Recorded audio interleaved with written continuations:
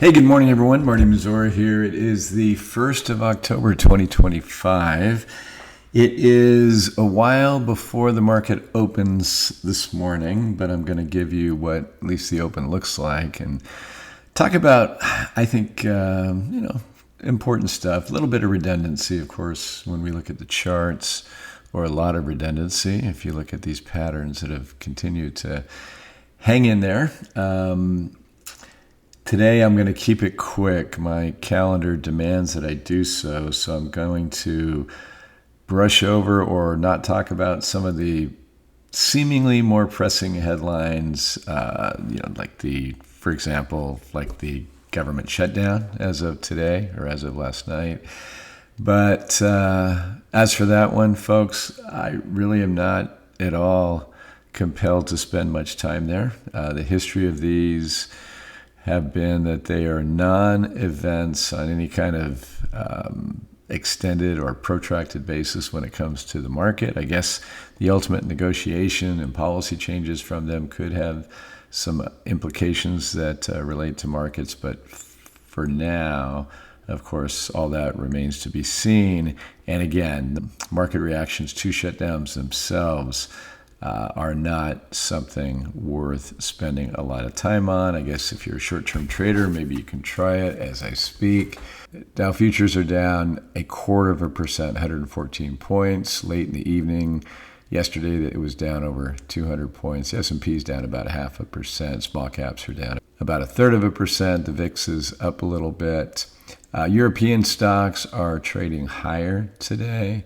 Asia in the futures markets is down a little bit, looking at Japan, although China looks to be doing okay. And yesterday at the close, Asia was off a little bit. As for the dollar is tanking against the yen this morning. It's down 0.7%. That's not small. And against the British pound, it's down 40 basis points and down 16 basis points against the euro. So the dollar being down, gold once again is up about 0.5%. We're going to look at a gold chart. Silver is up 1.75%. Copper is up 0.5%. Oil's down a bit, 0.2%. Natural gas is up 2% this morning. The soft commodities are ags, wheat's down a bit, corn, soybeans. Coffee is up just a little bit. Sugar's down a lot. Cotton's down a bit. Cocoa is flat. Platinum, which we own, is up 0.5%. And cattle I don't see cattle futures yet this morning. Reason I'm bringing up these commodities is because we own all of them. We own an ag ETF that's been very, very good for us over the years, not so much this year. Of course, we own gold in a not small quantity. We own silver. We own the miners, and we own a natural gas company that's done real well for us. So our portfolio, as I illustrated for you and talked a lot about recently, is biased toward our long-term thesis, which is a lower dollar thesis. That's why we've had a good year this year, is because we've had quite the lower dollar so far this year. We'll talk about how futures traders are positioned again, because I think that's important. Seems like the whole world is short the dollar right now. It's working for them, but feels like everybody's loaded up on one side of the boat. And over all these years, we know the potentially precarious position that puts the security or the currency in question when everybody's sticking to a one-sided opinion on it. So what I mean by that is, we could get some massive short covering rallies on good dollar news. So let's just take a minute, and I want to show you two things. My latest entry into our own log, and then I want to talk about the labor market briefly. So Macro Research Board Partners is one of our premium research providers. They have been bullish on the economy for quite some time, and they've been right, and they continue to be, which is very interesting given some of the dynamics, but they are sanguine, and we are not as sanguine as they are, although we're not screaming, from the rooftops that some horrible recession is upon us. But a mild recession, in the not too distant offing does make some sense to us, but we'll cross that bridge when we get there. So nevertheless, we do sympathize on where the opportunities are. This is from them. We believe that it is prudent to take advantage of supportive monetary policies to actually diversify away from the U.S. and its tech dominance in favor of markets and sectors where expectations and valuations are less elevated. So we've been doing that, and that also speaks to our outperformance so far this year, in that we saw, as I illustrated for you here, massive divergences in terms of valuations, in terms of dividend yields, and so forth, in the rest of the world versus in the U.S. So this year, that has equated to as much as a 2-to-1 outperformance across regions, the ones we're in. And even though the U.S. market has caught up a lot and outperformed those in the short run on a year-to-date basis, other places have done significantly better. And as we talk about a lot, the U.S. market's performance has been dominated by a handful of very expensive stocks with already elevated earnings.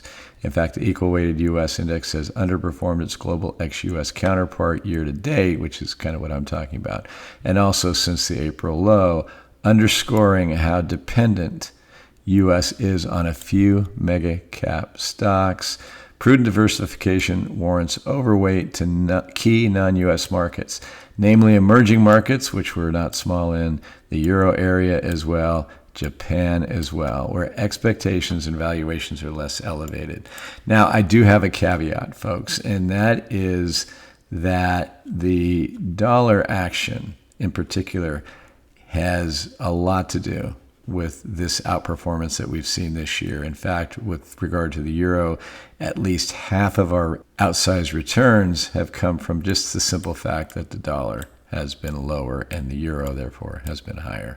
So if indeed the dollar is going to see a big spike upward on short covering or what have you, there's going to be a period there where, these stocks, or there could be a period, there's other reasons to own these things, could, have a extended stretch of underperformance. So we're paying very close attention to that. We've been testing various hedging scenarios for the dollar. Haven't gone there yet so far. It's been good that we haven't gone there, but it is something that we're paying very close attention to. Okay, so with regard to the labor market, we had some data out this week that is worth discussing briefly, because the labor market, I think, has everything to do with what the Fed's going to be doing in the months to come. The JOLTS data, job openings and labor turnover report. You can see there has been some stabilization, but they have been dropping. Openings per unemployed worker deteriorate more. What has been the theme of late is that while nobody seems to be getting hired, the joint lowest hires rate since 2011, they're not getting fired either. So no hire, no fire seems to be the rhyme that is being expressed right here in the data so far. I guess the first step would be you stop hiring, of course, and then if things continue to deteriorate, then you start firing. So the Indeed data, the employment resource, as you can see, job postings, have been trending lower. Total job postings, you see, continue to come down. By metro population, Indeed job postings averaged by industry, white versus blue collar. White collar workers are really having a tough time finding jobs these days. It hasn't been great for blue collar workers either. The one place where have seen pretty good job action, believe it or not, is in the healthcare space. And again, that doesn't speak too positively about the overall state of the economy. And just trends, average Indeed job postings and so forth. Percentage of industries with postings below the baseline. A rising number here is a negative indication, and you can see that as well. So folks, this latest data in the employment space is supportive right now of probably more rate cuts to follow. Interestingly, right now, the way the market is trading, I do believe that weak employment news makes for positive reactions in the stock market based on the fact that the market is betting on Fed rate cuts, and it's betting on that those will save the day. As we've illustrated here, sure, bullish for stocks, unless indeed we're going to have a recession. And folks, if we have a recession, when you look at what the forward outlook is for corporate earnings right now, at least what Wall Street is discounting, it can get exceedingly ugly in a hurry for the equity market in the U.S. So all that means is that we need to be paying very close attention to the data as it evolves going forward. Okay, so again, in the interest of time, because I don't have a lot of it this morning, let's just jump to the chart. So the S&P daily chart, here we are, broke out of that wedge pattern. That would be a sell signal for folks. And then here we go, market right now as we speak, or as of yesterday, testing all-time highs. Right now, it'll be off a little bit at the open. Long bearish divergences, getting close to overbought again on the RSI. Just a very heavy looking market right here, technically speaking, and it can stay heavy and can continue to melt higher. Make no mistake, in a bubbly market, bubbles can go a very long time before they burst, if you will. And here's that monthly chart I've shown you over and over again. You tend not to remedy overbought monthly readings on the S&P without double digit to the downside. Of course, that remains to be seen. Maybe this time is different. NASDAQ daily chart established a new all-time high, broke out below this uptrend, and then tested it. Has been failing that test so far. We'll see how that goes. Same look on momentum. So the dollar, government shutdown. It's probably doing a number on the dollar this morning. The dollar, this is kind of an ambiguous chart. Very, very sideways action. Nice swing trade range here, maybe. Again, just to update you, this last week was no different. Non-commercial traders are very net short the dollar, as are leverage funds, as are asset managers, as are foreign investors who have been buying U.S. stocks. As I showed you a couple of videos ago, they are leveraging their positions to the hilt. So a lot of them exited the U.S. market when we had that 21% drawdown. Dollar went down with it earlier this year in the spring. As they've come back, the dollar hasn't rallied. They've been essentially shorting the dollar to offset the risk of a continued falling dollar and the impact it would have on their U.S. equities. So you can see that everybody's kind of on that one side of the boat. If we get some good news, probably see a bit of a pop when the government reopens. But if we see some hotter inflation news, something that would push yields higher, I think the dollar could have a nice little rally in here as all these folks short cover. And I'll just jump over to gold, and that would probably be negative for gold. Gold is way out over its skis, and it remains very overbought on the daily chart, still pushing into all-time high territory. Remember, folks, we own it. It's our second largest individual position, which has worked out very nicely for us. But we are hedging it right now against something that could be pretty ugly. So here's the monthly chart on the gold price. And here we are, overbought like we haven't seen since 1979 or something. And when we've been overbought in the past, 21%, 45%, 57%, 33%, 8.5%, 25%, 42%, and 17% drawdowns in gold. So, I get it, and I totally sympathize, and I am a bull long term. So I'm very sympathetic to the bull case for gold. Our thesis has to do with debt to GDP, big budget deficits, and the highly likely yield curve control that's going to be forthcoming in the U.S. that's probably going to last a while. That's a scenario that plays very well into gold. What I'm expressing here is concerns technically that it's gotten out over its skis. Yes, China Central Bank is buying it with both fists, and other central banks are buying gold. Hedge funds and other institutional investors have been underweight. Maybe they're joining the party right here. So you could argue, and some are, that this is just the beginning of an extended breakout. It may be, and we will benefit from it in a not small way in our core portfolio if it does, but spending a little money on a hedge to try to keep that decline modest, if indeed we see what we've always seen from these levels, seems very, very prudent to us right here.